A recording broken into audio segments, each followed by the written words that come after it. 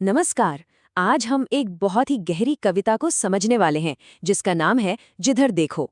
पता है, ये कविता दर्द, खामोशी और उससे उभरने के एक बिल्कुल ही अनोखे रास्ते पर ले जाती है।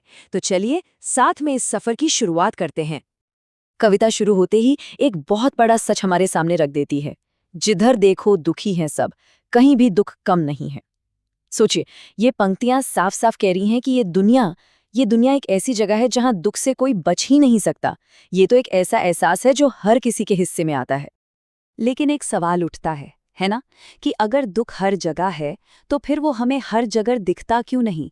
बस यहीं से हम कविता के पहले हिस्से में दाखिल होते हैं, सागर और शांत आंखें। ये हिस्सा हमें उस छुपे हुए दर्द की कहानी बताता है जो अक्सर बाहरी दिखावे के पीछे दबा होता है। और देखिए, ये पंक्तियां उस छिपे हुए दर्द को कितनी खूबसूरती से बयां करती हैं। सागर उमड़ रहा है भीतर, पर आंखें बाहर नम नहीं हैं। जरा सोचिए इसके बारे में। अंदर अंदर तो एक पूरा तूफान है, एक समंदर उमड़ रहा है, लेकिन बाहर बाहर आंखें बिल्कुल शांत, बिल्कुल सूखी। कितना कितना बड़ा विरोधाभास है ये।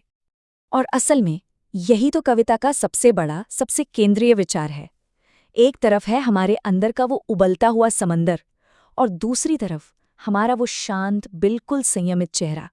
दो अलग अलग दुनियाएं जो एक ही इंसान के अंदर मौजूद हैं, पर एक दूसरे से कितनी जुदा हैं।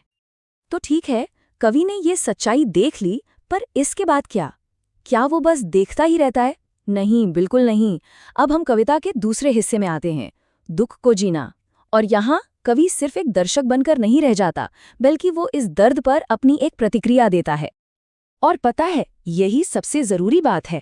दुनिया भर के इस दर्द को देखकर कवि चुप नहीं बैठता, बल्कि ये दर्द उसके लिए एक चिंगारी बन जाता है। एक ऐसी चिंगारी जो उसके जीने का, उसके सोचने का तरीका ही बदल कर रख देती है। तो ये जो कवि की यात्रा है ना, ये 3 पड़ावों से होकर गुजरती है। सबसे पहला पड़ाव है देखना, मतलब दुनिया की सच्चाई को जैसी है वैसी स्वीकार करना। फिर आता है दूसरा पड़ाव, अलग जीना, यानी उस सच्चाई को देखने के बाद अपने जीने के ढंग को बदलना। और आखिर में सीने लगाना, मतलब इस हकीकत को पूरी तरह से अपना लेना, उसका हिस्सा बन जाना। और ये पंक्तियां हमें बताती हैं कि ये दर्द कोई मामूली सी चोट नहीं है। नहीं, हम सब वक्त के चोटिल हैं। जरा इस लाइन की गहराई को समझिए। और सबसे बड़ी बात, इस जख्म का कोई मरहम नहीं है। ये एक ऐसी हकीकत है जिससे कोई भाग नहीं सकता। तो फिर सवाल ये उठता है कि अगर दर्द से बचा भी नहीं जा सकता और उसका कोई इलाज भी नहीं है, तो फिर कोई क्या करे? यहीं पर कवि हमें एक बिल्कुल अलग रास्ता दिखाता है, एक अंतर्मुखी विकल्प, कह सकते हैं जीने की एक नई रणनीति। कवि अपने चारों तरफ देखता है और मानो खुद से ही पूछता है, यहाँ कौन है जो सच में दिल से सुखी होने का दावा कर सकता है?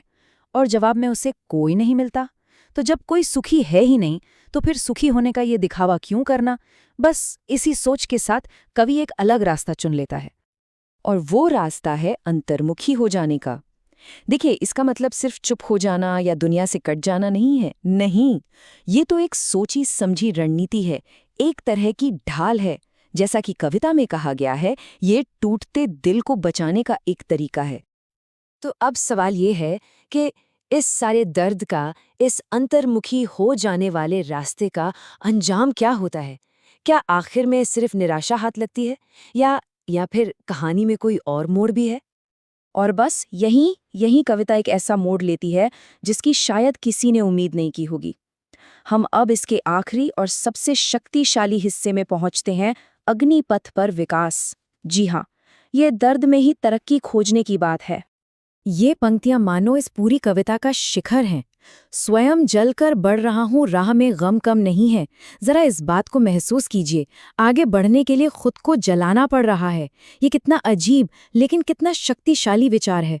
रास्ते के गम कम नहीं हुए हैं, पर कवि रुका नहीं है, वो बस आगे बढ़ रहा है।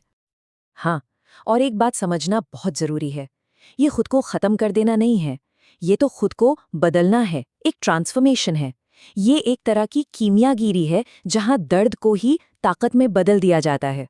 वो दुख ही उस आग का ईंधन बन जाता है जो आगे बढ़ने में मदद करती है। तो आखिर में ये कविता हमें किस मोड़ पर लाकर छोड़ती है? ये हमें तरक्की के बहुत ही गहरे विरोधाभास के सामने खड़ा कर देती है। और अंत में कविता मानो हम सबसे यही एक सवाल पूछती है, एक ऐसा सवाल जो हमारे साथ रह जाता है। क्या वाकई विकास का सच्चा रास्ता आत्मदहन से, यानी खुद को तपाने से होकर ही गुजरता है? चलिए, इसी सवाल के साथ आज की ये बातचीत यहीं खत्म करते हैं। नमस्कार।